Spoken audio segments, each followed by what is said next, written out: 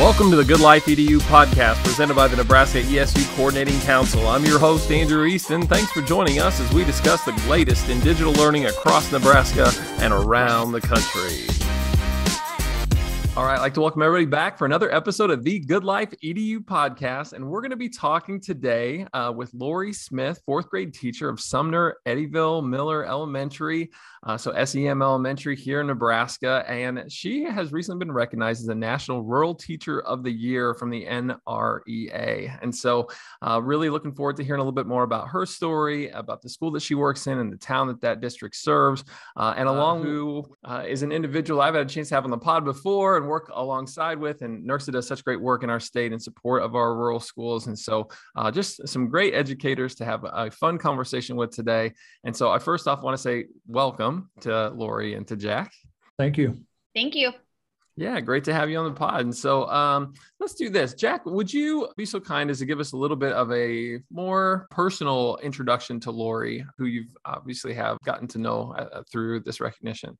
Yeah, each year at our spring conference, NRCSA, which stands for the Nebraska Rural Community Schools Association, but at our spring conference in Kearney each year, we give out a number of awards recognizing people involved in rural schools for their efforts. And what we have is an outstanding Board of Education member, an outstanding superintendent, principal, ESU staff member, a non-certified staff member. We also recognize 3 teachers. One is a secondary teacher, another is an elementary teacher, and then we have a music teacher. And last March, Laurie was recognized as NRCSA's outstanding elementary teacher for 2021. Well, one of the things we do with that award, with the 3 teachers, is we pick one of those teachers to be NRCSA's nominee for the NREA National Rural Teacher of the Year Award. And I was the head of that committee for about 17 years, and I always wanted to get one of our teachers to be chosen as the NREA national teacher also. We just never quite got it done. And then earlier this summer, I got a call from Alan Pratt, the executive director of the NREA, and he said, hey, Laurie Smith is going to be one of our finalists for the award, which really excited me. So he told me he would keep me informed of what was going on. And so then in probably about middle to late August, he called me back and said, well, guess what?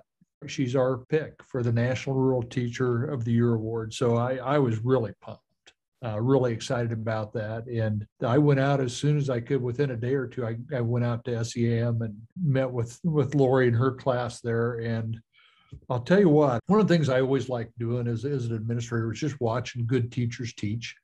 And so anyway, I had an opportunity to sit in her classroom for about 20 minutes or so and watched her teach. And I will tell you, NREA made the right choice. She is an outstanding teacher, but it goes past the classroom, which I think Laurie would tell you that too. It goes past what you do just in the classroom. There's so much more to being a rural educator and a rural teacher. So Laurie, I will tell you, NRCSA is very, very proud of you, and we can't wait to get out to Indianapolis in November. And Andrew will actually be there with us to hear your presentation out there. So congratulations. Thank you. In March, had no idea that I was going to NRCSA to get this award. I was going to NRCSA to sit on a panel to discuss data and how we have improved data in our school. Yeah. One of the things we do with our awards is most often the recipients don't know they've even been nominated. And so what we do is we've got this worked out over the years where we work with the school to keep it a surprise, and then we sneak their families in. And so Laurie's family was there when she received the award. So yeah, that's why she said she didn't know why she was at the conference. She didn't know why she was at the conference. So when I got the award, I was surprised because, like Jack said, I turned around and my whole family was standing there and I had no idea. So I was super honored by that to start with. And then in June, Mr. Finke contacted me, my superintendent, and said that Nebraska had nominated me at the national level. And so I had about a week or 2 to get some paperwork filled out. And so I did that and hadn't heard anything and was so honored to even be Nebraska's elementary teacher of the year. And then to just be nominated at the national level by Nebraska was an honor. And so when I hadn't heard anything, I just was honored to do it. And then I heard from Dr. Pratt at the end of July, beginning of August, that I was one of 2 finalists. I was ecstatic for my school. And then interviewed on a panel of about 9 people that were all over the United States, from Montana to Pennsylvania, from Indiana to Texas. And then Dr. Pratt said it'd be a couple days, probably Monday or Tuesday I would hear. And I didn't hear anything by Tuesday. So I just, once again, was honored to be a finalist. And then he called me on that Wednesday. So I was really excited for my school and for the state. Well, and I know we're all really proud having you represent us at the national level. I'm looking forward to listening to your presentation as well, as Jack mentioned earlier. And what I hope to share in part with this story today for people that are listening to the pod is just to get a little bit of a window into a small town. And as Laurie and I were talking about prior to recording today, I like to think of myself as coming from a small town. I came from a town of 3,000 people and graduated with under 100. Actually, I have a class reunion this weekend. And so I love going back there and getting a chance to just kind of relive a different pace of life than I live currently in Omaha. But as Laurie pointed out, there's different sizes of small town. And where Laurie's at is considerably smaller than even the area I grew up in. So Laurie, would you take a moment and kind of set the stage for us? Tell us a little bit about the area that your school district serves. Sure. S.E.M, Sumner-Eddyville-Miller, is in Nebraska. It's a D1, D2 school. We have 200 people in one building, pre-K through 12. Sumner itself is about a little over 200 people. I believe Eddyville is a little under 100. And Miller is between 100 and 150, I believe. So you're still looking at less than 500 when you put all 3 communities together. And then we also have some option kids that come from Oconto, which is about 20 miles west of us. We have option kids from Kearney, which is 30 miles east of us. And then we get kids from Lexington, that's 30 miles south of us. So we have a huge area that we span, but there's perks to that. Having kids all the way through from preschool to seniors, being able to collaborate. I was just in a meeting this afternoon, collaborating with elementary teachers, high school teachers, paras, guidance counselor, and the superintendent. And we do that once a month. And in a larger district, it's going to be real hard to get your superintendent to come once a month for 2 hours to collaborate with teachers on how to make your school better. So there's a lot of perks in small schools. I've always been a small school rule teacher. I actually graduated from S.E.M, and I taught preschool and 3rd grade when I first came to S.E.M. And then for the last 13 years, I've been in 4th grade. So small school girl my entire life, and I wouldn't change it for anything. And you speak there a little bit, not only from personal experience as a learner yourself, but obviously as an educator. And the piece that you mentioned prior to that was about a little bit of the collaboration piece. And so I might want to press into that a little bit further and ask, how does that work, grade level to grade level? What was the nature, I think, even of the conversation that a 4th grade teacher is kind of together with the superintendent in high school, right? Like, walk us into that world, I guess, and why those collaborations exist and how that's beneficial. Well, I can tell you today it was a collaboration all the way. Some was scheduled, such as the MTSS meeting this afternoon. But at lunch, the 4th, 5th, and 6th grade teacher just I'm the 4th grade teacher. The 5th and 6th grade teacher walked in and we collaborated about a student in 10 minutes. And you just don't get that. And the benefit of that is next year, I've had that student. One of them has that student now, and another one will possibly have that. So there's that continual flow that you don't get. And the same thing with our meeting this afternoon. We were discussing students as 6th graders that are now in high school, and I'm able to have value in that conversation because I had them, I know them, I saw them as 4th, 5th, and 6th graders. Now they're in the high school, we're still collaborating on that. And in a larger district, such as a Class A school, you're not going to be able to get the elementary with the middle school, with the high school, with the superintendent and your guidance counselor to discuss how to make something better for a student or a class or your school as easily as you are in almost like a one-room school compared to a big city.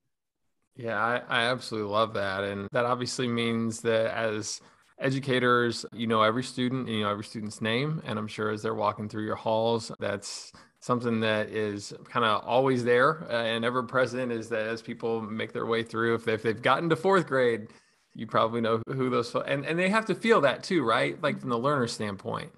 Well, and I have a different perspective on that also because I have children. Well, I have one child left in the school. My other two have graduated from S.E.M, but I still have a daughter that goes to school here. So I have a totally different perspective with those kids because I'm not just Mrs. Smith, but I'm Josie's mom. And so that gives it a whole different dimension and a whole different relationship and a whole different trust. Yeah. And so with that, then, so we're talking about relationships and we're talking about the collaboration that can happen. What are some of the other built-in benefits of having just a little bit smaller learning community at your school? Relationships is my biggest thing. I've not always been a good relationship teacher.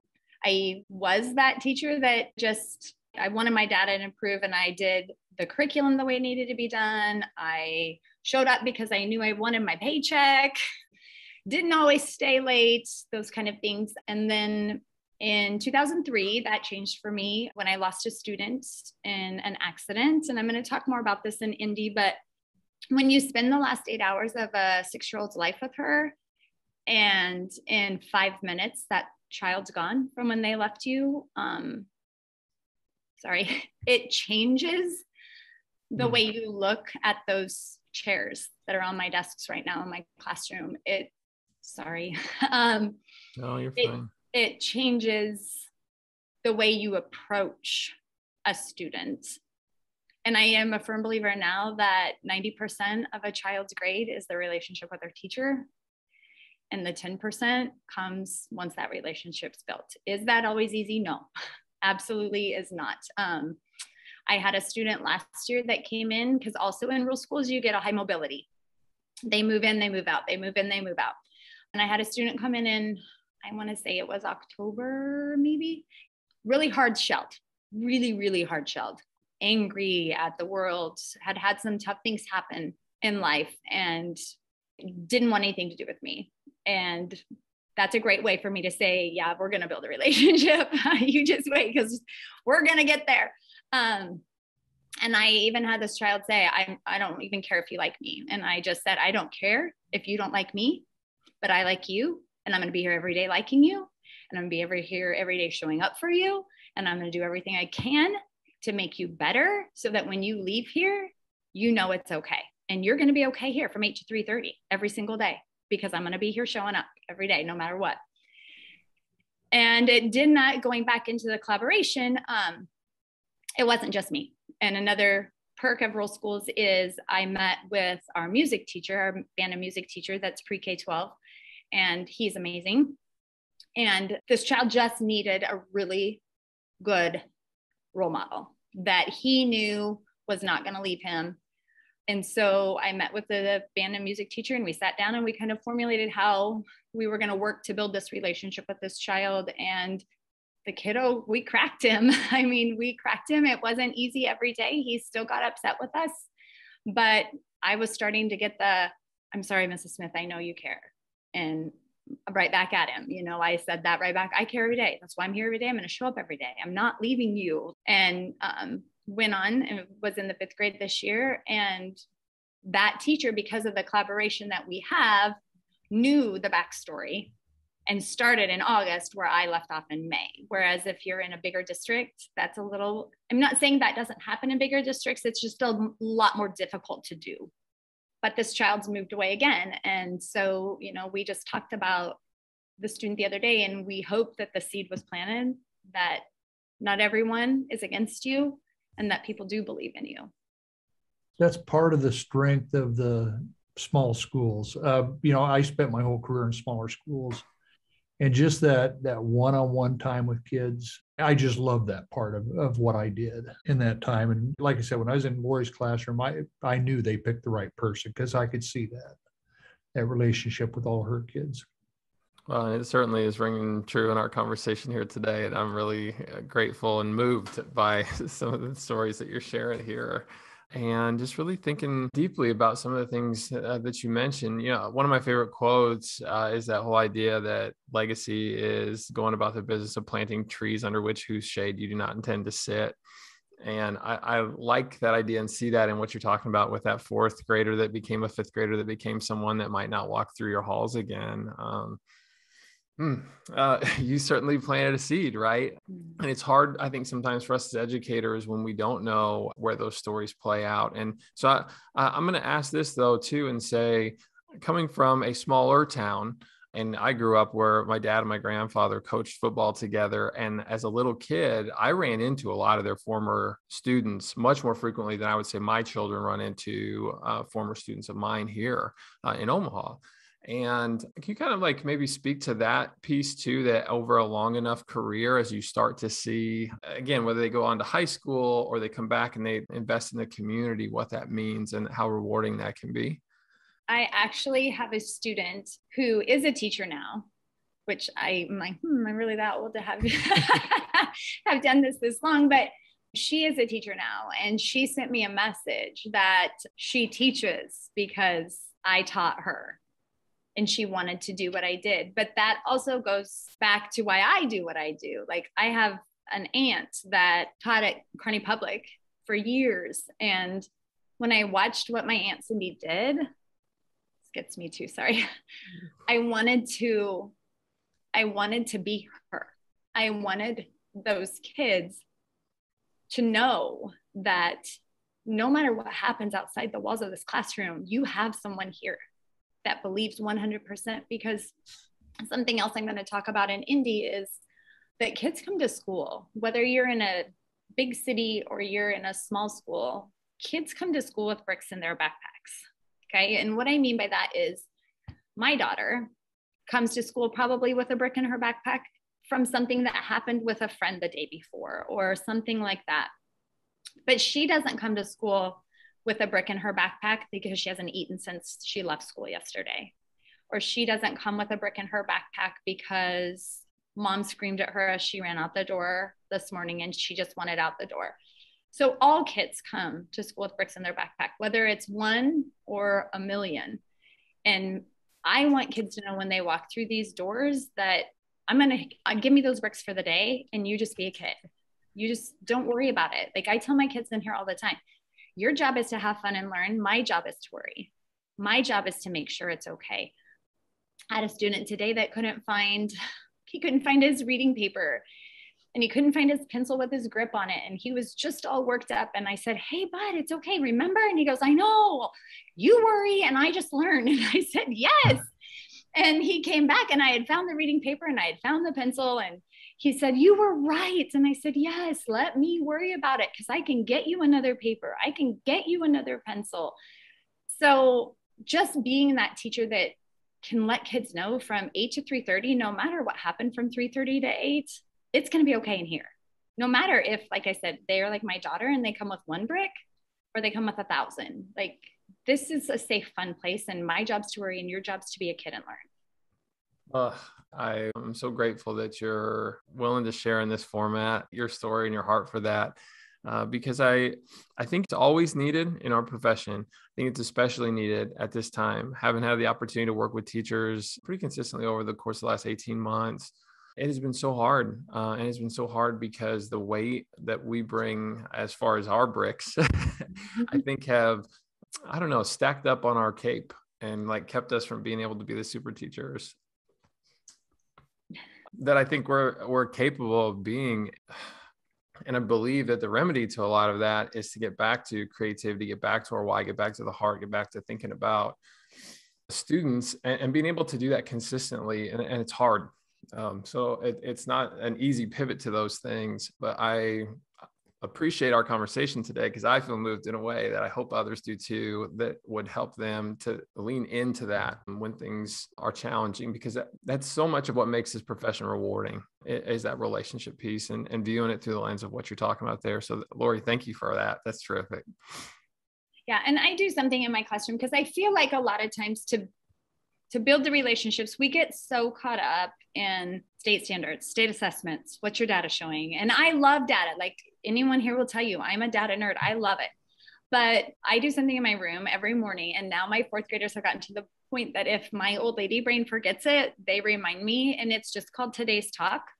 And we do it at the beginning of our day. We eat breakfast, we get our fix-its done that we need to do, and we do today's talk. And today's talk was, what's your favorite thing about recess? And I go around the room and it takes 5 minutes. Like, I know now that I have a student in my room that does not like recess. Because when I got to the student said, nothing. I go, you don't like recess? Nope. I said, okay. But now I know that. So when I'm out there, or if I'm in my room, because I'm right next to the playground, that gives me some insight to watch that, to look through that lens of that kid. And why is it that a 10-year-old doesn't like recess? What's happening? Like, and there's some of them are like that. And some of them are just, one of them is, what's your favorite food? And my 4th graders will tell you, Mrs. Smith does not like spaghetti. And they think it's the funniest thing that someone in the world does not like spaghetti. And so whenever we do lunch count and it's spaghetti, someone will say, you don't even like spaghetti. So just making me human also. Like I said before we started it, my daughter's going to cross country, and my kids have asked me about that, state cross country. My kids have asked me about that numerous times this week. So me not just being Mrs. Smith, and I can remember thinking my teacher lived at school, and I hope these guys don't think I live at school. Like, I hope they see me as Mrs. Smith, the person, not Mrs. Smith, the teacher.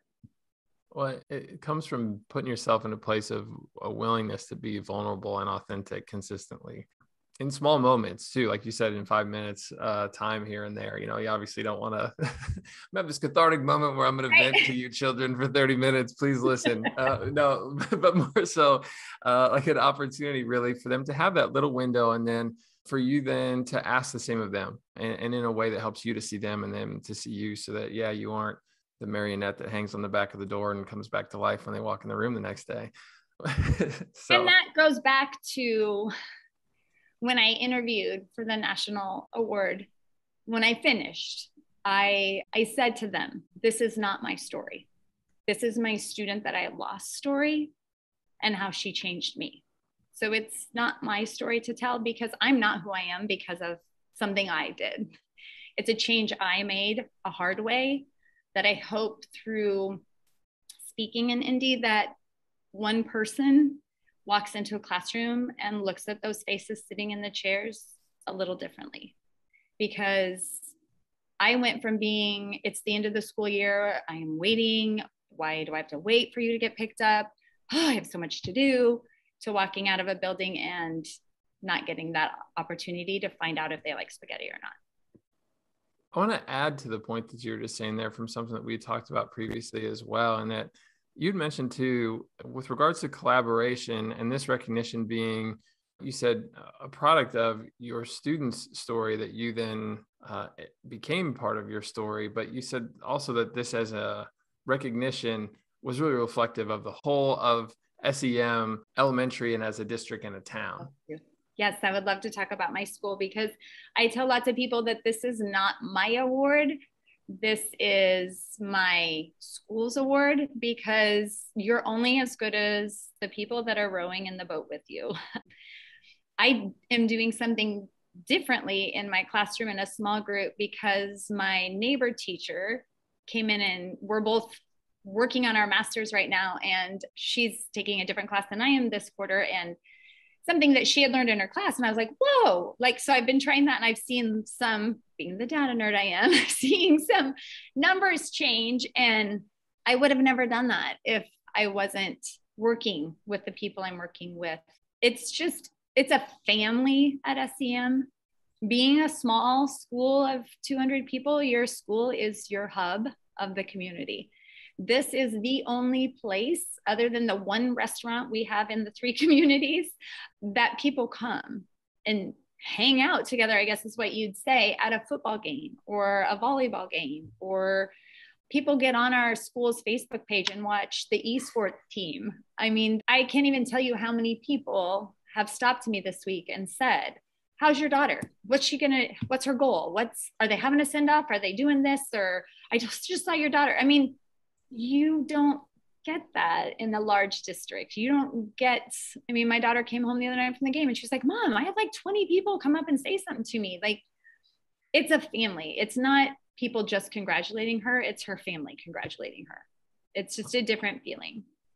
Well, and I can see Jack nodding here as you share that too. And I'm sure as the executive director for NRCSA and someone who gets to travel to so many of our great rural schools across Nebraska, Jack, do you want to speak to that too? I mean, you get to live it as well, right? In a variety of communities. Yeah. Well, first of all, I lived that my whole career in teaching. The biggest school I was ever in had 500 kids, but most of them were, 300 to, well, one school had about 120, 130 K-12. And we were truly family. I just went out to a celebration of life for a spouse of a teacher that we had worked with over the years, my wife and I, and all the teachers that were there and kids that came. And her husband, they knew who he was, but that was it. But they all came because of her and the effect that she had on their careers or their lives. And we have that all the time. I'm on Facebook for kids that I had in school and then friends that I've had in my career and then family, but it's really the kids that I had in school that contact me the most on Facebook. And I really get to catch up on a lot of what they're doing in their lives. And so as Laurie said, it's family. It really is family. And especially in our smaller schools, everybody knows each other and that's a good thing. And it can be a bad thing, but for the most part, it's a really good thing. You know how to best reach kids when you have that. But yeah, I get to travel around to the schools in our state. I really enjoy that. We divide the state up into 6 geographic districts, and I go out and meet with our members in each of those districts, mainly in the month of October. So I've been on the road a lot. But one of the things I do is go out to board meetings. Most boards of education have their meetings on the second Monday of the month. And so I try to arrange to be at some schools on that Monday night. My record is 4 board meetings in one night. So, but yeah, I do 2 to 4 in a night, and I really have enjoyed that part of it. But just stopping in and visiting in schools, like stopping in S.E.M, visiting there. And then on the way home, I just pulled into Amherst, which is the next district over, where my first superintendency was. And stopped in to visit with their new superintendent who actually taught for me at one time. And, seeing a few people there that I knew, that was fun. But I think people are appreciative of somebody from the outside stopping in and seeing them, and especially somebody that understands their issues, which I do. I understand the issues in the rural schools, but I also understand the great benefits of those small schools too. So. I really appreciate that we're getting a chance to spend a show here just sort of highlighting those benefits. And it so resonates with me, again, having grown up, not quite as small, but still a pretty small school. And so that being said, typically when we get to the end of the episode, we afford the opportunity for our guests to share a parting message of sorts. And so if there's anything, Laurie, that we have not covered, that we've not discussed, or something you would like to impart as we kind of bring things to a close, I just want to give you a little space to do that. The one thing that I want to leave with people is just, like I have said throughout this, the importance of seeing those kids as kids in a chair, and not a data point, not proficient or not proficient on the NSCAS test. They have a lot to bring. I mean, I get more from them than I can pour into them in a day. I can guarantee you. I can guarantee you. Just the smiles I get, I could go on and on and on. Just building those relationships. Take the time. It takes me 5 minutes. It took me not even 30 seconds today with that one student to figure out that we don't like recess as a 10-year-old. There's something going on there. Getting to know them. Well, I would encourage everybody to, take a little bit more time and to think about what the benefits are towards the academic piece like you're talking about. That pays its dividends there, but also what makes it so special and rewarding for you is, as you mentioned, the teacher, but also for them for years to come. So I got to say, Laurie, thank you so much for your time. Congratulations on your recognition. Jack, thank you as well. And obviously great eye for talent as you picked Laurie to win at the state level here. And so, we've got nationally renowned educators in Nebraska, and it's just, it's awesome to be able to showcase that. And I do want to say thank you to NRCSA for this opportunity, because it did start, it started with the nomination from whoever nominated me. I have no idea. into you picking me at the national level. And so I am very honored and I'm very humbled because I just come and do what I love every day. It's not even a job. I always tell my kids I get to go to school. I don't have to go to school. I told you that I headed up that committee for years, and it was my favorite thing I did as an administrator was that committee, because when we started reviewing nominations, all we did, and it was usually in February, which is kind of a downtime in schools, kind of starting to be a kind of a drudgery. And what my committee and I did is we sat down and read great things about great people. And really, it made all of us feel a lot better about things. And we knew that rural was in good hands. So. Well, I see that to be true for us here in Nebraska, just from our conversation today. So thank you both for your time and enjoy your time in Indianapolis. See you there, Andrew. Thank you.